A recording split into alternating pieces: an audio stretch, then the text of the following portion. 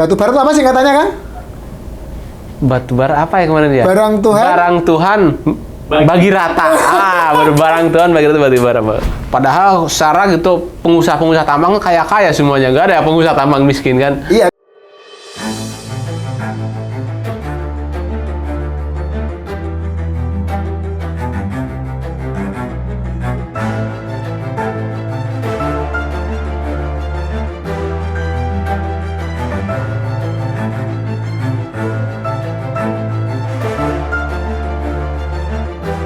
Assalamualaikum warahmatullahi wabarakatuh. Waalaikumsalam warahmatullahi wabarakatuh. Oke teman-teman, semoga masih setia dengan kami di sini di Deskripsi Channel.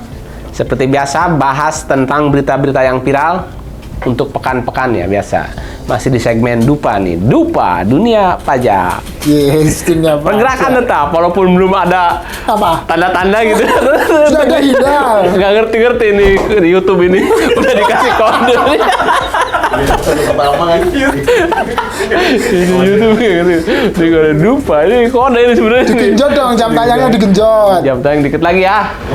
Oke, kita genjot nih akhir bulan. Ini harus terpenuhi. Seperti biasa. Apa nih, Kang, berita viralnya, Kang? Ada lagi nih berita viral nih. Pertama nih kita bahas nih. Dari KPK ultimatum pengusaha tambang tak manipulasi pajak. Belum makan ya? Iya, belum makan bentar lagi turun nih. Jadi ini, wah ini pengusaha tambang main-main nih. Pengusaha tambang main-main Jakarta. lagi. Komisi Pemberantasan Korupsi atau KPK mengultimatum pengusaha tambang tidak memanipulasi pembayaran pajak. Sebab sebagian penghasilan wajib pajak diserahkan negara berdasarkan penghitungan keuntungan. Pajak yang Anda bayar tidak akan mengganggu usaha karena pajak diambil dari keuntungan. Jadi bayarlah pajak, kata Wakil Ketua KPK Alexander Marwata. Alex menegaskan ultimatum itu untuk pengusaha yang mengambil hasil bumi di dalam kawasan hutan serta tambang mineral bukan logam dan batuan. Pejabat terkait juga diminta tidak mencari celah korupsi untuk menguntungkan diri sendiri atas penghitungan maupun pembayaran pajak para pebisnis. KPK ultimatum harus ditegakkan. KPK sampai ikut-ikutan ya? Iya, soalnya ini kemungkinan ya dari pajaknya biar nggak terus makin turun ya? Iya. Gimana nih? Ya, kan sudah jelas. Ya tinggal menanggapi aja. Iya, gimana tanggapan Mas Supur tentang Ini KPK yang dulu ya, ultimatum ini? Kalau saya nggak salah nih dulu sekitar tahun 2012-an juga, 2012-2013 gitu. KPK juga pernah itu dalam hal ini kerjasama atau semacam membuat agreement dengan DJP ya, dengan Kementerian Keuangan dalam rangka untuk ini mengejar pajak-pajak dari sektor pertambangan batubara. Saya ya. Dari batubara. Mungkin kisah sukses atau success story dari beberapa tahun yang lalu yang dilakukan oleh KPK bersama-sama dengan DJP untuk memastikan penerimaan dari sektor pertambangan ini bisa masuk ke negara dalam bentuk setoran pajak ya bisa tuh untuk diulangi lagi lah. Ulangi lagi berarti ya. Di apa ya ada replikanya tetapi dengan cara ya disesuaikan dengan kondisi saat ini gitu ya. Intinya adalah karena pajak kan gini Kang. Pajak itu kan dibayar ketika ada keuntungan. Kalau nggak untung ya nggak bayar pajak kan gitu. Maka pengusaha-pengusaha baik pertambangan, mineral, batu bara ataupun yang lain ataupun sektor-sektor sumber daya alam yang lain, kalau memang laporan keuangan laporan keuangan nih ya yang dibuat berdasarkan sesuai dengan PSAK lah, akuntansinya seperti apa itu menyatakan rugi, ya tidak ada pajak yang perlu dibayar. Yang perlu dibayar adalah ketika perusahaan itu mengalami keuntungan atau laba kan itu. Berarti, tetapi jangan sampai dibuat-buat untuk menjadi rugi kan itu yang jadi concern-nya kan. Itu yang terjadi seperti itu yang kebanyakan. Ya, karena memang kalau kita melihat ini ya secara realitasnya usaha-usaha di sektor pertambangan itu kan banyak biaya-biaya yang kadang tanda kutip biaya siluman lah. Yang Nggak tahu biaya itu apa, nggak jelas itu yang menyertainya gitu. Karena memang batu bara itu apa sih katanya kan? batu bara apa yang kemarin dia? Barang Tuhan. Barang Tuhan bagi rata. Barang Tuhan bagi rata batu bara, Mbak. Jadi- Padahal kita nggak pernah kebagian dah. Wah, itu nggak pas nggak datang pas pembagian. Aduh, pas pembagian kita sembunyi terus sih. Jadi itu, jadi kalau memang ada tadi kalau udah mengultimatum, mungkin kalau dalam aksinya ya DJP bisa bekerja sama dengan KPK karena memang pengusaha-pengusaha itu lebih takut sama KPK daripada sama DJP. Iya. ini aneh ya kenyataannya ya. Dan orang bayar pajak itu kan ketika sudah melakukan usaha untung baru bayar. Beda dengan orang-orang yang misal dalam proses ekspor impor dengan bea cukai ya. Orang mau ekspor barang kalau belum bayar pajak ekspor, belum bayar Nggak bisa. iuran bea keluar, nggak bisa keluar barangnya. Mau untung mau rugi bayar Mau untung, dulu. mau rugi bayar dulu. Kalau Iya. pajak enggak, di belakang. Jadi kadang-kadang memang duitnya sudah habis lah, kepakai untuk ini, pakai untuk itu, baru disuruh bayar pajak kan gitu istilahnya. Padahal secara gitu pengusaha-pengusaha tambang kaya-kaya semuanya, nggak ada pengusaha tambang miskin kan? Iya, tapi nggak kan mungkin kan rugi terus kalau usaha. Iya, tapi kan duitnya kadang udah kepakai tuh kan. Kepakai dalam artian digunakan investasi lain gitu loh. Kepakai untuk investasi lain, setelahnya baru dikejar pajak kan gitu. Pas nggak ada duit baru dikejar pajak kan. Ya, jadi kan kalau memang ada wacana bagaimana kalau dikenakan di depan kan gitu. Pajak dulu gitu. Nah, makanya kemudian setelah beberapa tahun terakhir ini kan ada yang namanya PPh pasal 22 untuk produksi batu bara gitu, untuk ekspor batu bara, untuk ekspor nikel mentah, batu bara. Itu kalau diekspor langsung ada PPh pasal 22-nya biar nanti nggak pajaknya di depan dikenakan, bahasanya seperti itu. Itu sih kan. Oke. Jadi kalau KPK mengultimatum sih ya maka didengarkan, tapi akan lebih efektif jika ada tindakan-tindakan nyata ya, misal ada kayak join. Kalau dengan dibikin DJP untuk peraturan misalkan untung nggak untung tetap bayar untuk ya, nggak perusahaan, bisa. nggak bisa ya? Untung nggak untung bayar gimana? Orang pengusaha rugi. Ya kan secara gitu berarti masih mendingan para petani di orang-orang kampung sawah kebun dipakai nggak dipakai, digarap nggak digarap, dipajakin.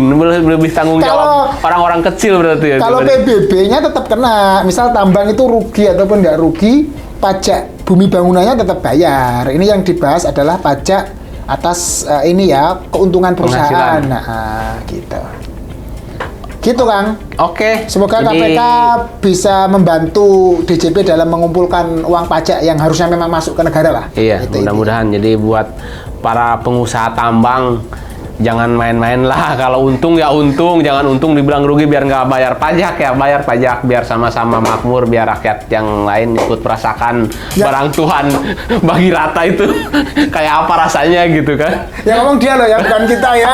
Itu namanya rumah mukanya. Barang Tuhan bagi rata. Kita nggak kebagian ya, biar yang lain kebagian. Bayar pajaknya gitu kan. Pengen banget kebagian. Iya, ya kan kebagian dalam artian contoh misalkan kalau pengusaha tambang bayar pajaknya bener gitu kan otomatis penghasilan negara meningkat. Oh, ada bansos gitu ya contohnya. Nah iya, bansos atau pembangunan infrastrukturnya lebih cepat. Tahu infrastruktur dia sekarang. Tahu infrastruktur beda dengan struktur beda ya. Infrastruktur dengan struktur senam beda. Aduh, kalau infrastruktur senam tuh yang kayak apa kan? Kayak itu dia, yang intinya jangan ngemplang pajak lah. Ya. Oke. Berikutnya Mas Pur. Berita berikutnya nih yang Ada lagi lagi viral nggak? juga nih. Ya Kita- banyak apa? ini. Menteri Perdagangan akan kenakan bea masuk hingga 200% pada barang asal Cina. Waduh. Setuju saya. Kok Cina doang notisnya ya? Cina gitu. Iya, Cina doang. Ini kita bahas nih. Gimana beritanya? Bandung antara Menteri Perdagangan Zulkifli Hasan mengungkapkan akan mengenakan bea masuk bahkan dengan nilai hingga 200% pada barang-barang asal Cina dalam menyikapi persoalan perang dagang antara negeri tirai bambu itu dengan Amerika Serikat. Wah. Perang dagang Cina dan Amerika Serikat dijelaskan oleh Zulkifli Hasan menyebabkan terjadinya overcapacity. Wih, coba Pak. Bener ya? Orang Sunda ya? Overcapacity dan oversupply. Aduh, kan nggak ada ini. Supply. Iya, supply harus kurang aja ini. Kok kurang A? Memang bacanya supply bukan. Oke, gitu. Oh, ya udah. Kurang A katanya. Jadi oversupply dari Cina yang membanjiri Indonesia, termasuk pakaian, baja, tekstil dan lain sebagainya. Karena pasar negara-negara Barat menolak mereka. Maksudnya menolak yang barang-barang dari Cina ditolak ya. Ya, seperti itu kayaknya. Oke, tolong dijelaskan nih kenapa ini, apa maksud dari Bapak? Tadi sudah setuju sih itu tadi di awal-awal. Iya, saya Setuju gitu. setuju karena harusnya menurut Mas Gopur sendiri gimana ini? Oh. Haruskah dilanjutkan atau sekedar wacana doang? Biasanya kan gitu. Ya memang kan ini kalau hubungan dagang, hubungan ekonomi itu kan nggak terlepas dari masalah hubungan diplomasi ya. Ya memang harus pintar-pintar dalam berdiplomasi antar negara karena ini kan memang perdagangan antar negara. Artinya gini Kang, di Indonesia sendiri kan kita lihat beberapa akhir-akhir ini kan banyak PHK ya. Iya, banyak pabrik-pabrik gulung tikar gitu ya. Terutama sektor tekstil lah. Iya. Ya, tekstil dan pakaian jadi gitu. Nah, ini kan harusnya jadi salah satu bahan pertimbangan lah. Kalau tujuannya adalah mengembalikan industri tekstil itu dalam di dalam negeri berkembang, ya saya setuju. Bagaimana bukan menyetop sih ya, tapi agak memperlambat lah. Membatasi gitu. Membatasi barang supaya barang-barang masuk itu terbatas ya. Caranya adalah dengan menaikkan biaya masuk. Karena kalau biaya masuknya nanti naik, otomatis pajak-pajak yang mengikutinya pajak dalam rangka impor itu juga besar kan gitu. Kalau harga misal cuma satu pakaian 100.000 gitu, kena biaya masuk, ada pajak-pajaknya, jadinya pakaian itu harganya 3 kali lipat misalnya, jadi 300.000 gitu. Nah, sedangkan produksi di kita bisa menjual dengan harga cuma 150 atau 200.000 dengan kualitas yang hampir sama, ya bisa bersaing ya. Akan bisa memilih gitu. Intinya tapi tetap selain itu dari sektornya sendiri juga harus jangan sampai kita tidak bisa bersaing dalam hal harga, tapi juga kita nggak bisa bersaing dalam hal kualitas kan. Takutnya kualitasnya kita jauh di bawah gitu kan. Ya jangan terlalu jauh lah kalaupun di bawah gitu. Ya 11-12 ataupun 10-12 lah. Kalaupun agak ini secara kualitas ya, karena secara harga juga kita selalu bersaing. Karena memang banyak yang menyebabkan kenapa sih harga produksinya menjadi tinggi kan. Selain bahan baku, kemudian harga kualitas tenaga kerja itu kan juga mempengaruhi nantinya ya. Itu. Jadi kalau dari sisi itu kita setuju nih Kang, bagaimana negara ini melindungi industri tekstil dalam negeri supaya ada bangkit kembali ya gitu. Iya, jangan sampai nggak diapa-apain nih kalau kita biarkan terus berterusan nih. Angka PHK-nya ini sudah sampai saat ini aja udah berapa? Ratusan ribu ya? Iya udah makin 100.000 lebih gitu kan? Nah, itu nanti kalau sektor itu PHK kan dampaknya bukan hanya orang yang kena PHK, warga sekitar yang jualan UMKM itu ya, jual sayur, jual makanan, itu kan juga terdampak. Kos-kosan kan gitu. Nah, kalau tujuannya itu Permendak Menteri Perdagangan kan masih mau ya, masih berencana ya kita setuju nih. Bagaimana membatasi barang-barang yang dari luar negeri ya, dari Cina supaya produksi dalam negeri kita terangkat lagi gitu. Tapi juga jangan sampai sangat menyusahkan konsumen ya. Sebagai konsumen misal produk-produk tekstil juga tadi ya harganya bisa tetap kita terjangkau, tetapi kualitasnya juga bagus kan gitu. Jadi dari dua sisi lah intinya itu. Berarti ya peraturan pemerintah tuh benar-benar ya dengan berpengaruh dengan kemajuan ekonomi gitu. Apa? Ini seperti ini kan kalau misalkan ini diberlakukan nih dari 200% bea masuk ya, otomatis kan harga-harga akan dijual dengan mahal gitu kan. Jadi ya, kan nggak laku nanti jadinya. Iya. Jadi yang laku nanti ya produk dalam negeri gitu kan, lokal-lokal gitu yang ya berarti ya seperti itu ya peraturan pemerintah bisa. Tapi ya jangan, makanya tadi kembali, ini kan masalah perdagangan antar negara ini kan tentang diplomasi. Jangan sampai juga membatasi terlalu ini, karena nanti kita kalau dilakukan sebaliknya gimana? Barang-barang kita nggak bisa masuk ke negara lain kan juga kacau juga kan. Sedangkan di sini misal kita over capacity kayak tadi, over capacity dan over supply tadi kan. Over supply. Over capacity dan over supply di negara kita bisa memproduksi misal yang negara kita banyak misal apa nih, kita produksi nomor 1 kopi misal, Kopi, ya. sawit, minyak kelapa sawit. Nah, kalau kita Batu bara. ya kita misalnya. mau jual ke luar negeri tapi dari sisi diplomasinya kita lemah, kita kalah ya tadi. Makanya kadang-kadang di sektor lain atau di apa barang yang lain, jenis barang yang lain, komoditas yang lain kita juga nggak boleh terlalu mengekang karena soalnya nanti kita juga punya komoditi nih yang akan kita ekspor nanti terganggu. Gitu. Makanya tadi diplomasi perdagangan antar negara itu pentingnya di situ.